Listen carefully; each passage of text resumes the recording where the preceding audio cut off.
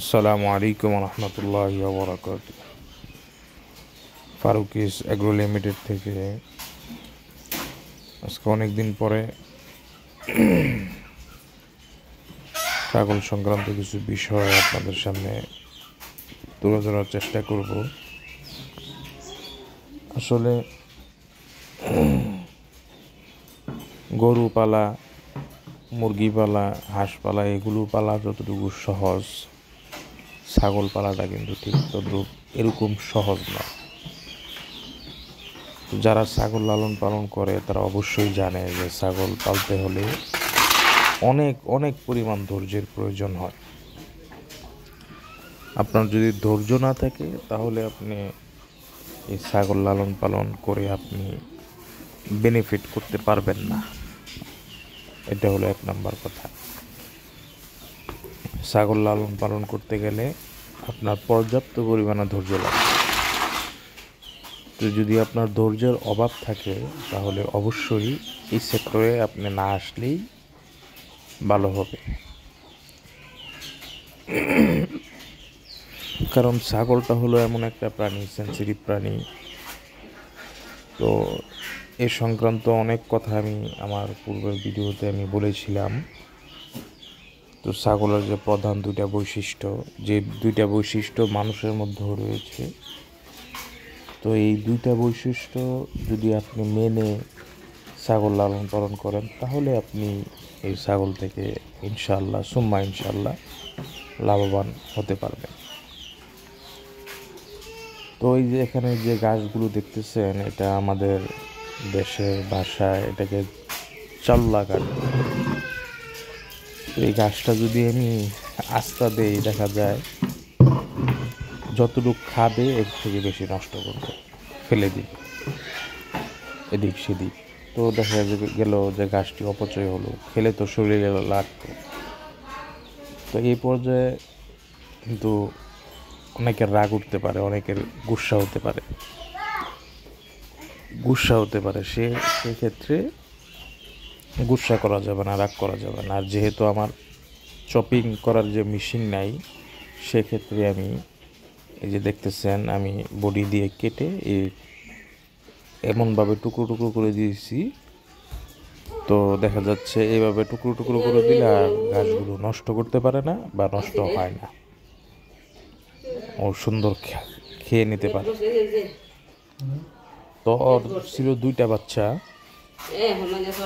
এখন যে বাচ্চাটা দেখতেছেন খাসি বাচ্চা, এর ভাই আরেকটা ছিল লাল। আমার বিগত ভিডিওর মধ্যে ওটাকেও দেখতে পাবেন। তো ওইটা অসুস্থ হয়েছিল, অসুস্থ হওয়ার পরে ট্রিটমেন্ট করে ভালো করছি। হঠাৎ একদিন আচমকা সে সন্ধ্যাবেলা পড়ে গেল। এই পড়ে যাওয়ার পরে আর উঠতে পারে না।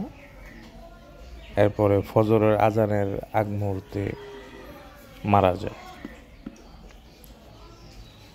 তো এখন সে একাই আছে, কিন্তু যে ছাগলটা মারা গেছে ওটা আরও হৃষ্টপুষ্ট ছিল, আরও বড় ছিল।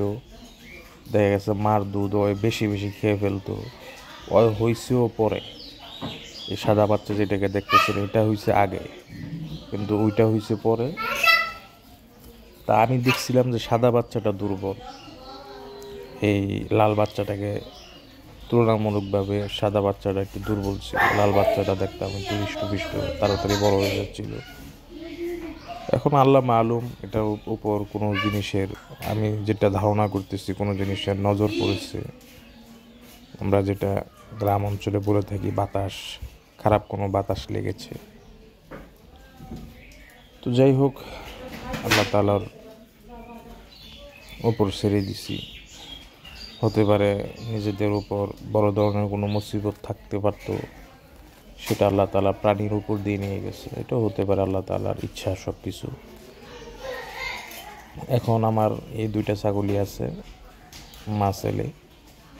এদেরকে আমি এখন আমার অবসর টাইম, যেটা আমি সময় পাই, সুযোগ পাই, সেই সময় আমি এদেরকে টেক কেয়ার করার চেষ্টা করি।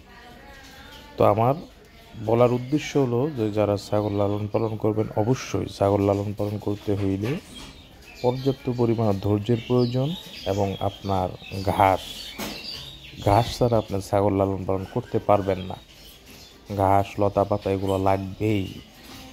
এগুলো ছাড়া শুধু দানাদারের উপর ডিপেন্ডেবল হয়ে আপনি কখনো ছাগল লালন পালন করে সফল হতে পারবেন না। তো আশা করি আজকের ভিডিও থেকে যে একটি বিষয় আপনাদের সামনে তুলে ধরছি, তো এই বিষয়টা যারা মেনে বুঝে এরপরে ছাগল লালন পালন করতে আসেন, তাহলে ইনশাল্লাহ এর থেকে সফলতা আপনি পাবেন। তো সকলে সুস্থ থাকুন, ভালো থাকুন, এই প্রত্যাশা নিয়ে আজকের মতো বিদায় নিচ্ছি। আসসালামু আলাইকুম রহমতুল্লাহি ওয়া বারাকাতুহু।